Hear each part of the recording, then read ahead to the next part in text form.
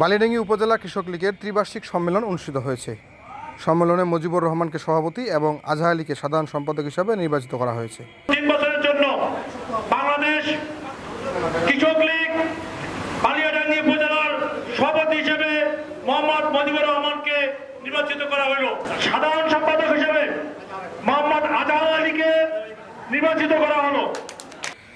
মঙ্গলবার বিকালে Baliadangi pilot model উচ্চ বিদ্যালয় হলরুমে এ সম্মেলন অনুষ্ঠিত হয়। এতে প্রধান অতিথি হিসেবে উপস্থিত ছিলেন ঠাকুরগাঁ 2 আসনের সংসদ সদস্য আলহাজ মোহাম্মদ দবিউল ইসলাম।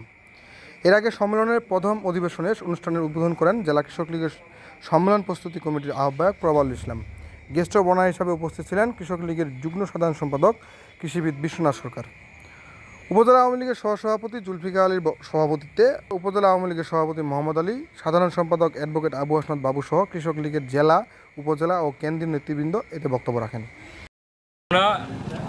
আমি 36 বছর কৃষক লীগ করছি অতীতে, সাংগঠনিক সম্পাদক, সাধারণ সম্পাদক, ভারপ্রাপ্ত সম্পাদক, এইভাবে আমি 36 বছর করছি। সংগঠন সম্বন্ধে আমার যথেষ্ট জানা আছে। 3 দিনের মধ্যে আমি পূর্ণাঙ্গ কমিটি করে জেলায় উপহার দিব। ভবিষ্যতে এই কৃষক লীগকে পূর্ণাঙ্গ রূপ দিয়ে আমি সর্বোচ্চ স্থানে নিয়ে যাব, সংগঠনের সর্বোচ্চ স্থানে নিয়ে যাব।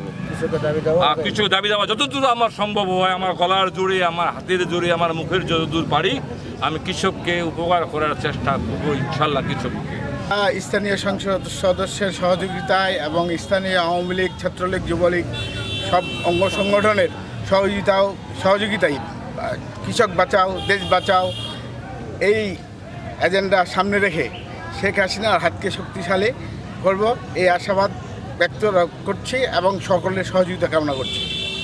জননেত্রী শেখ হাসিনার হাতকে শক্তিশালী করে কৃষক লীগকে এগিয়ে নেওয়ার অঙ্গীকার করেন সদ্য দায়িত্ব পাওয়া কৃষক লীগের সভাপতি ও সাধারণ সম্পাদক। ডেস্ক রিপোর্ট, আজকের বার্নিং।